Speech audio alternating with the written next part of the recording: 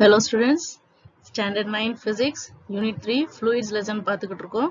இன்னைக்கு நம்ம பார்க்குற topics வந்து pressure due to a liquid column and then atmospheric pressure. Pressure due to liquid column. So இதில் வந்து நம்ம ஒரு pressureக்கு ஒரு formula derive பண்ண போறோம். So pressure already நம்ம ஒரு formula படிச்சுக்கோ, pressure equal to force by area. But here you have to derive a formula for pressure in terms of liquids. Liquidsல வந்து pressureக்கு என்ன formula? So அந்த மாதிரி small derivation தான். So கவனிங்க. So you have a tall beaker. So இங்க பார்த்தீங்கன்னா you have a tall beaker. இந்த beaker குள்ள it is filled with water. ஓகேவா? இந்த waterல பார்த்தீங்கன்னா இங்க வந்து dotted linesல வந்து ஒரு column மாதிரி cylinder மாதிரி காமிச்சிருக்காங்கல்ல. So this is what is called as the liquid column. ஓகேவா? The liquid column வந்து அவங்களோட வந்து area, the base area is taken as A. Okay, so the area of cross section at the bottom is A, and the density of this liquid will be rho. The height of the liquid column, the height of the liquid column is taken as H. So இங்க பாத்தீங்கன்னா இங்க என்ன கொடுத்திருப்பாங்க, H கொடுத்திருக்காங்க. ஓகேவா? So what is given? Let us see. A tall beaker is filled with the liquid. Right, ஒரு பெரிய tall beaker எடுத்துக்கிறோம். It is filled with the liquid and it forms a liquid column. So இந்த liquid column என்னன்னு புரியுதா? இந்த liquidல வந்து நம்மளா என்ன செய்றோம், ஒரு imaginary cylinder ஒரு imagine பண்ணிக்கிறோம். So this cylinder is what is called as the liquid column. So in the liquid column the area of cross section at the bottom is taken as A. The density of the liquid is rho. The height of the liquid column is H. So இப்பதான் நம்ம சொன்னோம், இந்த H வந்து நம்ம என்ன செய்றோம், it is taken as the height of the liquid column. Or in other words, இதே H வந்து height சொல்றதுக்கு பதிலா you can say it is the depth of the water. So depth கூட சொல்லலாம். ஓகேவா? It is said to be the depth of the water from the top level surface. ஓகேவா? So H வந்து ரெண்டு விதமா சொல்லலாம். ஒன்னு வந்து height of the liquid column சொல்லலாம், or otherwise you can say it is the depth of the water from the top level surface. Okay, so பக்கத்துல ஒரு cylinder கொடுத்திருக்காங்க. So it is the same one, but then இங்க V கொடுத்திருக்காங்க. What is V? So இங்க எவ்வளவு water எடுத்திருக்கோம்? That volume. So V is considered as to be the volume of the liquid taken. Okay va? Check. Now you have to concentrate on this figure only. First diagram மட்டும் தான் நம்ம concentrate பண்ண போறோம். So we have already learned that thrust at the bottom of the column. அந்த thrust வந்து நம்ம என்ன செய்யலாம், force கூட சொல்லலாம், because thrust is nothing but is a perpendicular, the force acting perpendicular on a given area is called as thrust ன்னு சொல்றோமா. So அதே மாதிரி ஒரு liquid column இருக்கு, அந்த bottom of the column, எந்த column, liquid column, இந்த liquid columnல உள்ள bottom surfaceல வந்து thrust இருக்கு, அது வந்து நம்ம F ன்னு denote பண்றோம். That is equal to weight of the liquid. So simple ஆ சொன்னோம்னா thrust is equal to weight of the liquid. இப்ப thrust க்கு பதிலா நான் என்ன போடலாம், F போட போறேன். So thrust க்கு பதிலா நான் F போட்டுட்டேன். இந்த mg எப்படி வந்துச்சு, நம்ம படிச்சிருக்கோம், weight means weight க்கு formula என்னது, mass into gravity. அதனால weight க்கு பதிலா நம்ம என்ன போட்டுறோம், m into g. So this becomes the first equation. So நம்ம இதை வந்து first equation வச்சுட்டோம். Next இந்த first equationல எனக்கு வந்து என்ன வேணாம், இந்த mass வந்து mass term எனக்கு வேணாம். So இந்த mass term வந்து நான் வந்து வேற விதம் மாதிரி எழுத போறேன். எப்படி எழுத போறேன், I have to write the mass of the liquid in terms of volume and density. சரியா? m வந்து நான் என்ன செய்ய போறேன், ரிமூவ் பண்ண போறேன். எப்படி ரிமூவ் பண்ணலாம் m? So you have the formula for density. Density formula என்னது, density equal to mass by volume. நம்ம படிச்சிருக்கோம். அதிலே நம்ம mass rearrange பண்ணி எழுதிட்டோம்னா எப்படி வரும்? So mass of the liquid is obtained by multiplying, எதை multiply பண்ண போறோம், volume of the liquid and its density. So volume density நம்ம multiply பண்ணா you get mass. So அத நம்ம second equation கொடுத்திருக்காங்க. So mass m is equal to rho into V. What is rho? Rho means it is the density and V means volume. Rho என்னது, density of the liquid, and V is what is the volume of the liquid. So this becomes the second equation. First equation என்னது, F equal to m into g, and second equation என்னது, m equal to rho into V. So volume of the liquid column V is equal to area of cross section into height. So நீங்க general formula volume படிச்சிருப்பீங்க. V is equal to base area into height. So அதே மாதிரி இங்க என்ன கொடுத்திருக்காங்க, area of cross section into height. So short சொன்னோம்னா A into H. So V is equal to A into H. இது வந்து நம்மளுக்கு third equation. Now we have to substitute third equation in second equation. So you get M is equal to mass M equal to rho into A into H. So M is equal to rho into A into H. This is the fourth equation. Now substitute this fourth equation in the first equation. First equation என்ன கொடுத்திருந்தோம், force equal to M into G. So M க்கு பதிலா என்ன போடலாம், rho into A into H போடலாம், G வந்து as it is. So this is the formula for force. Now we come to formula for pressure. Pressure equal to thrust by area. Thrust வந்து நம்ம force னு வச்சுக்கலாம். So force by area F by A. So F வந்து நம்ம எப்படி எழுதலாம், M into G எழுதிக்கலாம். Denominatorல A வந்து no change as it is. Then M க்கு பதிலா என்ன போடுறோம், M க்கு பதிலா இங்க இந்த equation இருக்குல, rho into A into H. So அதை போடலாம், M க்கு பதிலா rho into A into H into G as it is, no change, divided by A. இப்போ இங்க பாத்தீங்கன்னா இந்த A factorம் இந்த A factor cancel ஆயிரும். Both terms A cancel ஆயிரும். So remaining என்ன வந்து, pressure is equal to rho into H into G. Okay வா, இங்க கொடுத்திருப்பாங்க pressure due to a liquid column, rho P is equal to H into rho into G, where H is the height of the liquid column, rho is the density, G is the gravity. Okay வா, இப்போ இதுல இந்த ஃபார்முலால வந்து நம்ம ரெண்டு விஷயங்கள் conclude பண்ண போறோம். 2 points to be noted. What is this? First point என்னன்னா, that இந்த ஃபார்முலால வந்து ஏரியா ஃபேக்டர் இல்ல, ரைட்டா, ஏரியா வந்து இல்ல. So therefore the pressure, it does not depend on the area. ஏரியால டிபெண்ட் ஆகல. Okay, pressure due to liquid column, it does not depend on area. அடுத்து நம்ம செகண்ட் பாயிண்ட் என்ன சொல்லுவோம்னா, இப்போ P equal to H rho G சொன்னோமா, அதுல வந்து G is the acceleration due to gravity, it is constant value. Rho is the density of a liquid, that is also constant.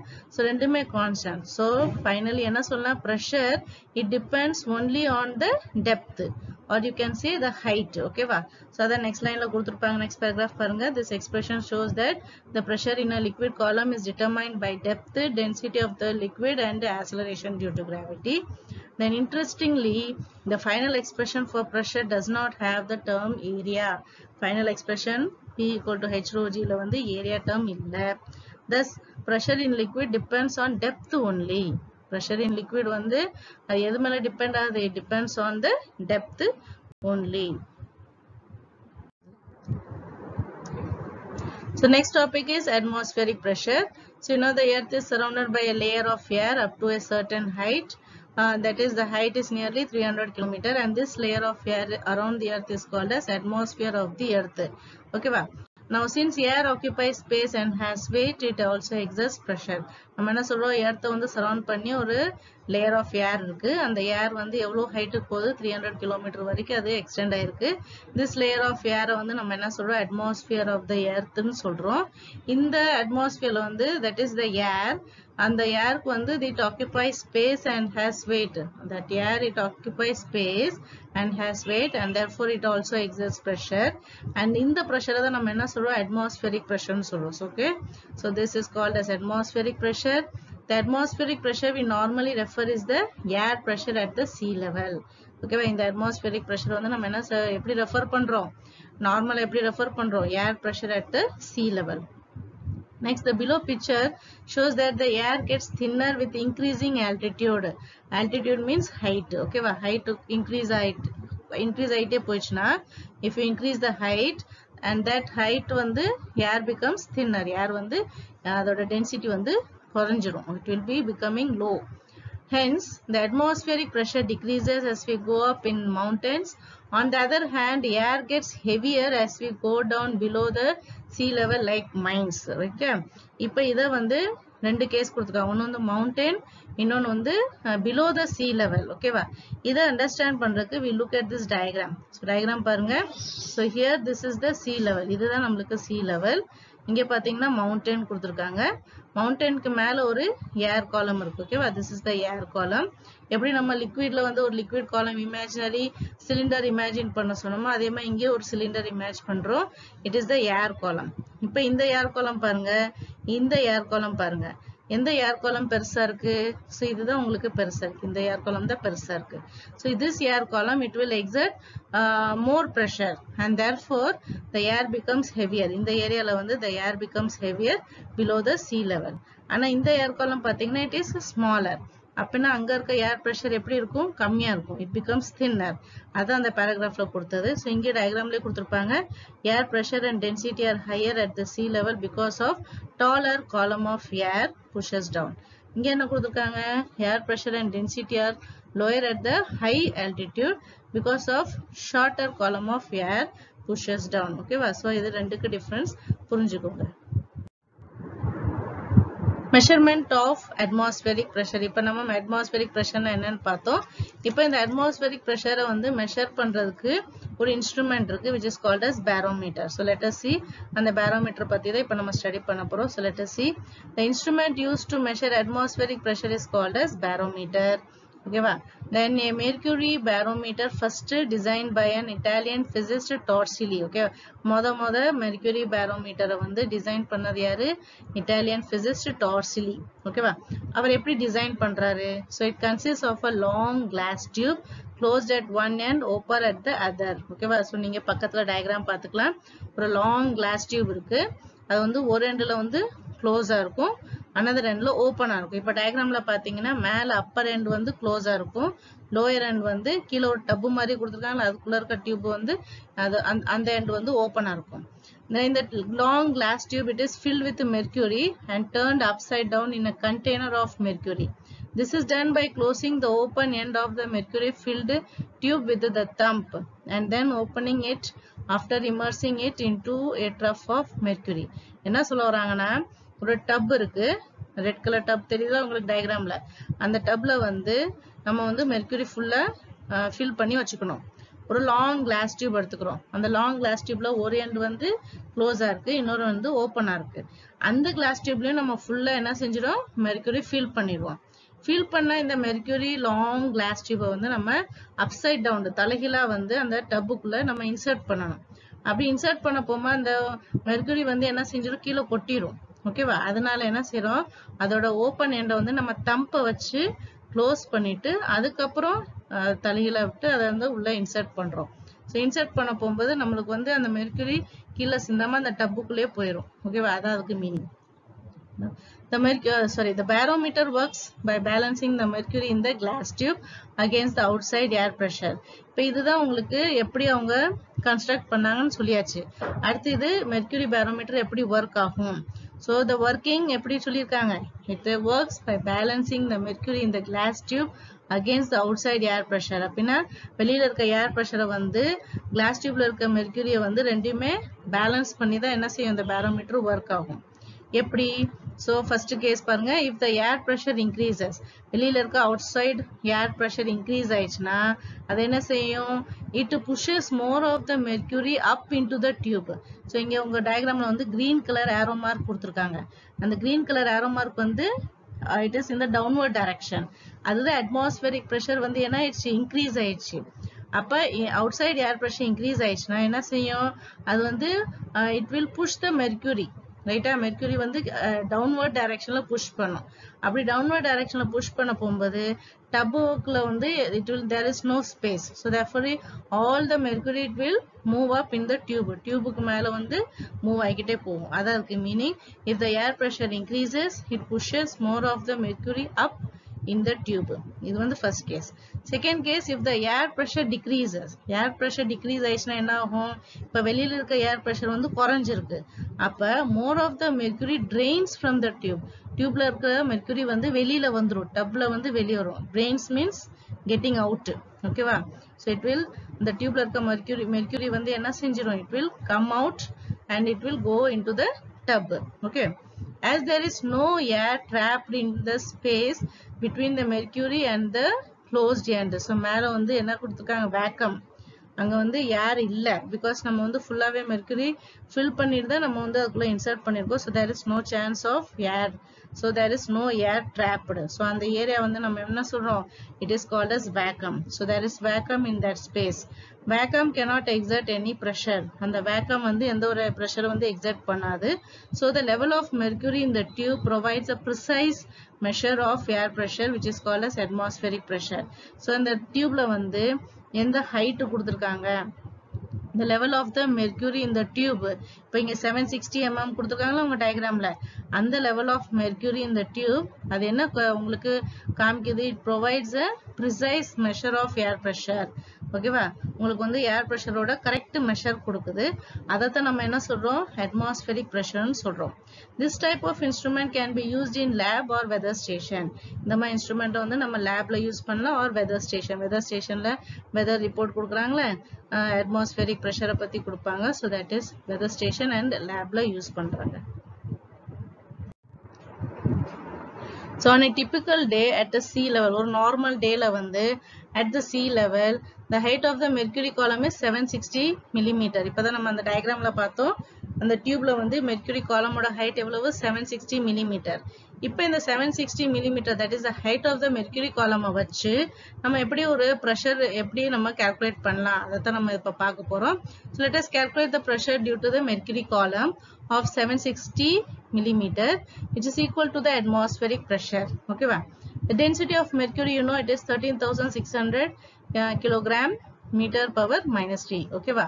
Then you know the formula, இப்பதான் நம்ம derive பண்ணோம், pressure P is equal to H rho G, where H is the height, rho is the density and G is the gravity. இப்ப height நம்ம எவ்வளவு எடுத்துக்கிட்டோம், 760 mm. இப்ப இந்த millimeter வந்து direct நம்ம substitute பண்ணக்கூடாது, you have to convert into meter. millimeter வந்து மீட்டரை கன்வெர்ட் பண்ணணும். therefore அங்க என்ன கொடுத்திருக்காங்க, 760 into 10 to the power of minus 3 meter into rho வந்து density எவ்வளவு கொடுத்திருக்காங்க, 13,600 kg m power minus 3 into G வந்து 9.8 ms power minus 2. இந்த all the terms, that is all the numbers multiply பண்ணீங்கன்னா finally you get 1.013. I repeat, pressure P is equal to 1.013 into 10 to the power of 5 Pascal. P na Pascal. Okay, Pascal, it is the unit for pressure. நம்ம first class லே பார்த்துட்டோம். This pressure is called as 1 atmospheric pressure. இந்த P is equal to 1.013 into 10 to the power of 5 Pascal சொன்னோமா, இந்த pressure வந்து நம்ம என்ன சொல்றோம், 1 atmospheric pressure சொல்றோம். ஷார்ட்டா சொன்னோம்னா ATM. ATM means atmospheric pressure. It is all, there is also another unit called bar.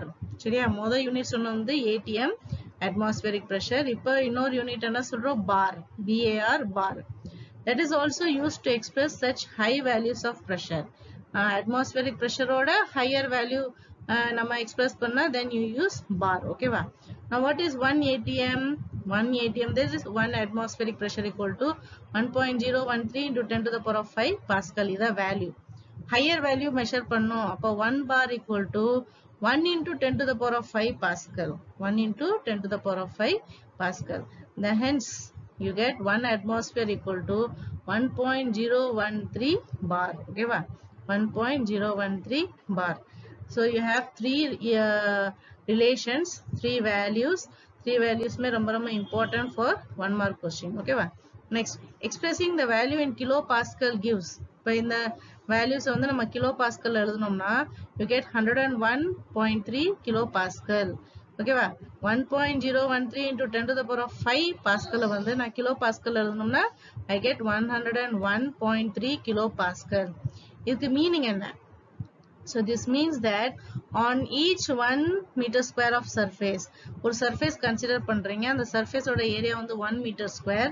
அப்ப அந்த 1 meter squareல எவ்வளவு force act ஆகுது? The force acting is 1.013 kilonewton, and that is the meaning. We have two different terms. நம்ம புது terms நம்ம இப்ப நம்ம பார்க்க போறோம். Gauge pressure and absolute pressure. ரெண்டு pressure பார்க்க போறோம். Gauge pressure and absolute pressure.